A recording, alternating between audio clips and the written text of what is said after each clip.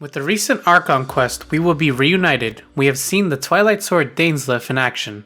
Within that quest, we learn a lot about DAINSLEIF himself, including what type of elemental power DAINSLEIF would have if he was a character that we could play. What's going on, Kings, Queens, and Majesties? Today, we're going to be discussing DAINSLEIF as a playable character and what we can expect to see with Genshin's future. Let's get started. I know it might be a little soon to be thinking about an 8th potential element, but I want you guys to be aware that it's completely a possibility. And with the evidence we already have in the game, it seems more than likely that it's going to be happening.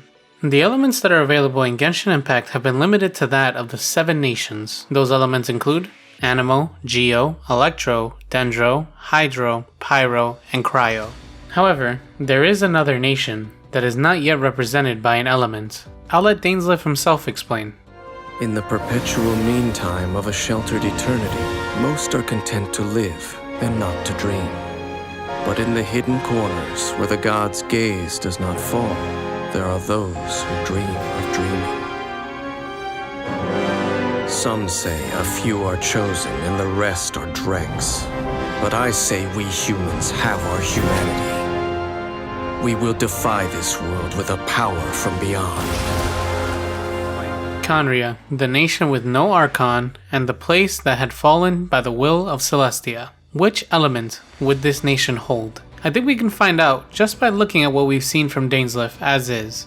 Before we get too far in, people like to argue the fact that there needs to be elemental reactions in order for a new element to exist. However, I feel like this is already debunked, considering the fact that we have Geo and Anemo as elements as is. Just looking at exactly what they can do, you can see here that no matter what the element, when Geo or Anemo comes into contact with it, they produce the same effect. Subject of my first research was the elements. In this world, manipulating the elements requires a vision. In the Genshin lore, you need a vision in order to use any kind of element unless you are an elemental being or something unexplained like our traveler.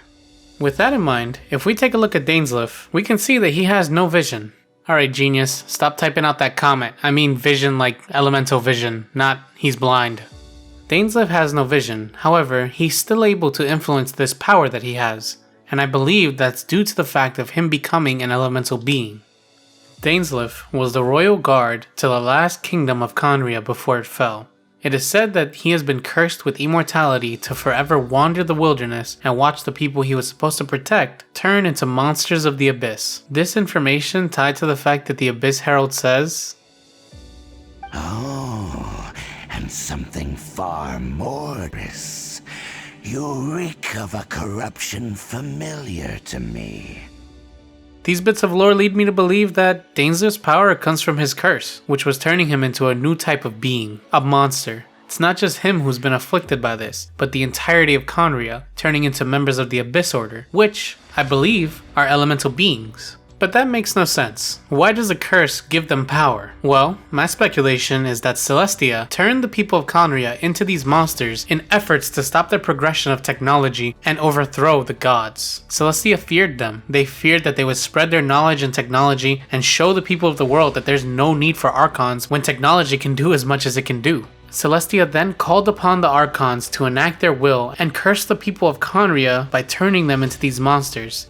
Monsters that would remain dumb and unable to progress further in their technology. However, it was over time that these people who were turned into these monsters began to understand their being. They learned and they evolved into the Abyss Order through the help of the now Abyss Prince or Princess who witnessed these wrongdoings 500 years ago. You see, Celestia did not expect them to become these powerful beings. They expected the people of Khaenri'ah to be like fish out of water. Useless and fearful creatures that would be turned away by any other nations just by the sight of them. This curse, this power, this element that the Abyss has is not something of their own, but rather the power of Celestia itself. That power has been taken and controlled and turned into something else by these people, because if you listen to DAINSLEIF himself, some say a few are chosen and the rest are dregs. But I say we humans have our humanity. We will defy this world with a power from beyond. we can see that this power isn't theirs, but it will be used. What do you guys think? Is this a little too outlandish, or does it seem like this could actually be correct? I need to touch on a few more things from the Archon quest, so let's keep it going. Dainsleif shows off some of his skills within the new Archon quest and gives us a decent amount of information about Conria. I'm going to start breaking these down little by little. This instance of him being able to detect and remove the eye from the first field tiller I found very interesting. It's food for thought, as we know that our protagonist is unable to detect anything within the field tiller using their elemental sight. This leads me to believe that the 8th element isn't actually a type of element, but rather a type of power. Later we see Dainsleif manipulate his power in order to wrap these black bluish flames around the neck of an Abyss Herald. And then again a little while later when he boosts himself to run at an intense speed through the portal that our sibling escaped from. Keep these instances in mind and listen to the words from Lumine. So we'll meet again. Though we need not rush, brother. I have more than enough time to wait for you.